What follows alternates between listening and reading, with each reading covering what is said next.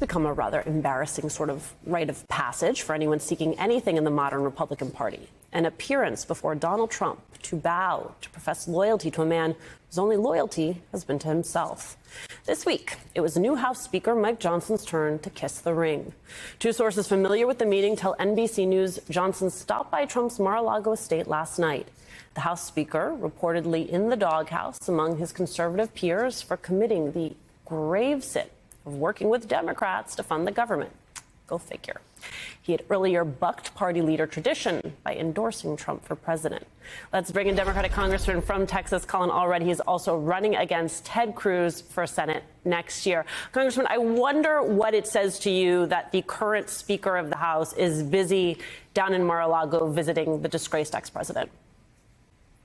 Well, I think you said it right. It's embarrassing. And the prerequisite for Speaker Johnson becoming Speaker was believing or being a part of the big lie that the last election was stolen.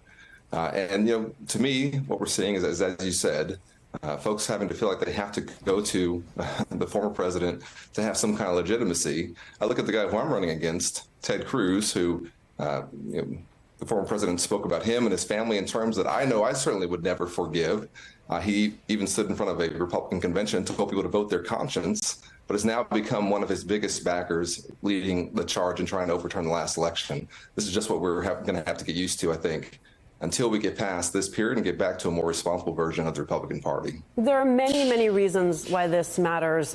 On that list of reasons, the fact that it is also really prohibiting them from doing the basic work of governing, the thing that their constituents send them to Washington, D.C. to do.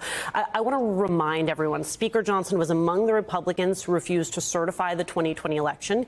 He led an amicus brief signed by 100 Republicans in support of a lawsuit in your state, in Texas, seeking to invalidate election results in 4 battleground states won by President Biden. And now he is the Speaker. And as we see just in the past few hours, apparently seeking Trump's approval. What does that tell you about how the lies Trump told in 2020, the ghosts of 2020, continue to haunt not just the Republican Party, but our democracy today? That's right. Yeah, that's right. It does haunt our democracy.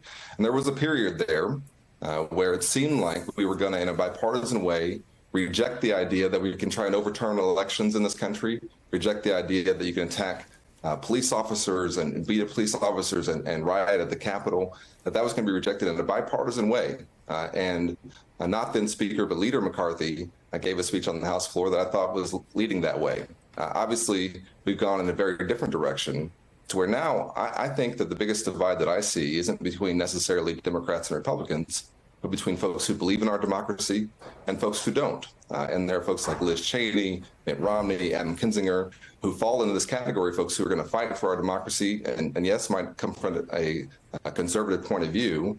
And then there are other folks who it seems like they'll do anything to stay in power and do anything to keep this kind of lie going.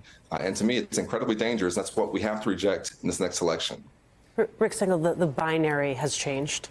Yes. I think he's sort of making a compact with the devil. I know the Speaker would hate that analogy, but part of the problem is that this the framers were against the ideas of parties in America. They called them faction.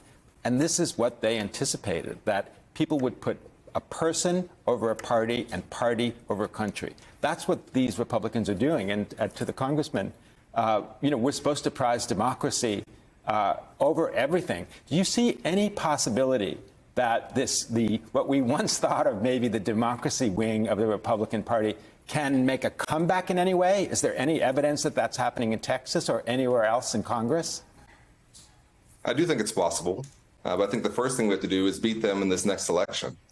I'm not a politician by trade. I'm a professional football player turned civil rights lawyer. And I can tell you, though, in my former job as a professional athlete, what we would see is if something is working, you'll see other teams doing that, too. But if it stops working, nobody's going to do it. If it continues to work, that you're going to reject our democracy, try and overturn our democracy, pursue these extreme policies that are something out of our history books, not of anything that we've ever experienced in this country, then you'll see more of it. But if we beat it, if we beat Ted Cruz here in Texas, if we make sure that we don't allow this ideology to come back, then I think it'll go away as well.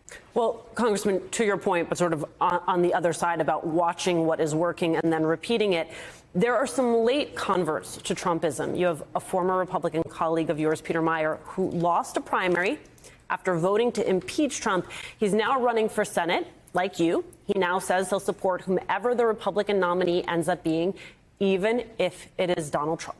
In an interview with Politico, he said, quote, "My overarching goal is to make Joe Biden a one-term president. I think that economic damage that he has wrought and will continue to bring will have far more wide-reaching negative consequences on the country than a second non-consecutive Trump administration. And frankly, if Donald Trump is returned to the Oval Office, there would probably be few better motivators to rein in executive power. I've been railing against the risks of the office of the presidency, which I think is the most dangerous institution in the country today." I mean, lots to pull apart there, right? Having lost a seat over voting for a Trump impeachment, but coming back and saying, OK, but I'm still going to support the guy should he be our nominee.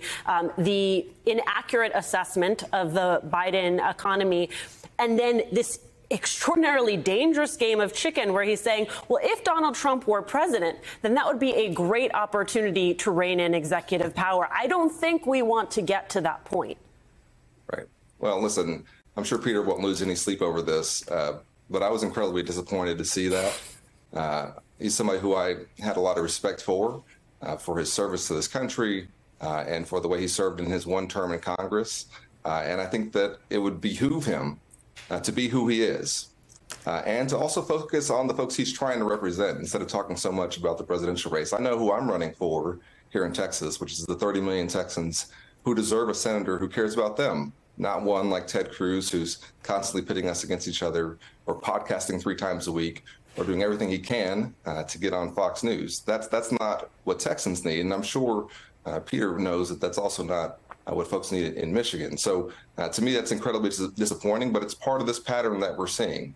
This is also part of why I think it's so important that we make sure we come together in a coalition that's made up of Democrats and Republicans and independents and everyone who cares about this country and rejects this in this next election so that we can get back to a responsible 2-party system in which you don't have to worry about whether or not if you lose an election, you lose your democracy.